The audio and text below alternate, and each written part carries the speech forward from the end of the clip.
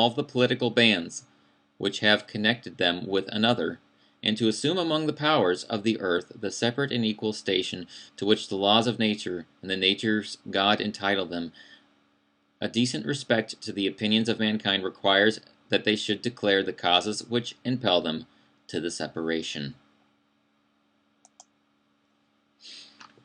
Reflect on that paragraph for just a minute. Pause the video if you need to. But to me, what that means is that we have to identify whenever our government has gone rogue, when it has become immoral, and it no longer represents the people. We have to start banding together and figure out just when it is we need to unite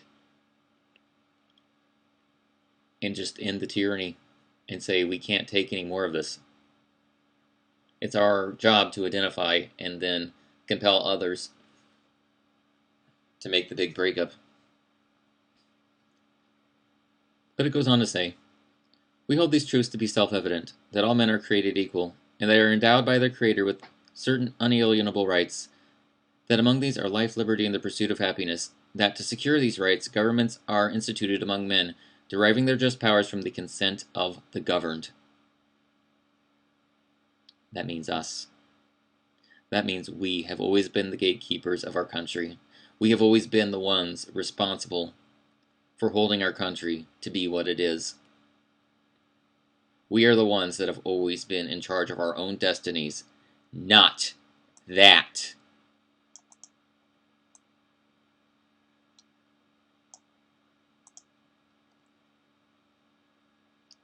All right. That's who's responsible.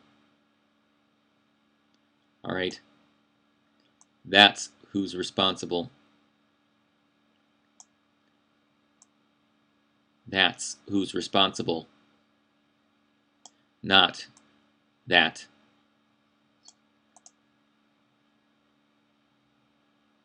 That whenever any form of government becomes destructive of these ends, it is the right of the people to alter or to abolish it, and to institute new government, laying its foundation on such principles and organizing its power in such form as to them shall seem most likely to affect their safety and happiness. Prudence, indeed, will dictate that governments long established should not be changed for light and transient causes. And accordingly, all experiences hath shown that mankind are more disposed to suffer while evils are sufferable than to right themselves by abolishing the forms which they are accustomed. It really makes you cry, doesn't it? It really makes you stop and think to yourself, this is true and this will always be true. Because people want to be taken care of. They don't want to think for themselves. They don't want to have their own individual liberties. They don't want to take responsibility for their own actions. They don't want anything that is theirs. They want a legacy that is based upon somebody else's, and they just want to build upon other people's innovations.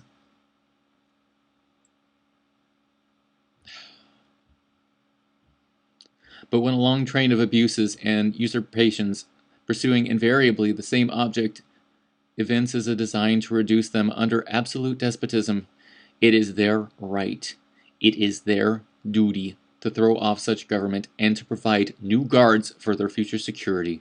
Such has been the patient sufferance of these colonies.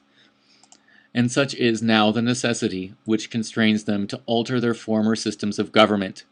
The history of the present King of Great Britain is a history of repeated injuries and usurpations, all having in direct object to the establishment of an absolute tyranny over these states. To prove this, let facts be submitted to a candid world. What that means is, guys, it's your responsibility now. It has always been your responsibility, but now more than ever, you have to get out there. You have to tell them no more. You have to report the injustices. You have to say, this is bullshit. I'm not going along with it anymore. You must reject what these people say completely, wholly, and totally. If you don't,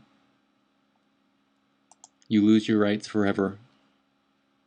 And it starts with one little edict at a time. where we're thrown into a pot and we slow boil until the heat is cranked up so much that we're utterly simmering and we become cooked in our own ignorance. What's it going to take, America, for you to wake up and say, no more?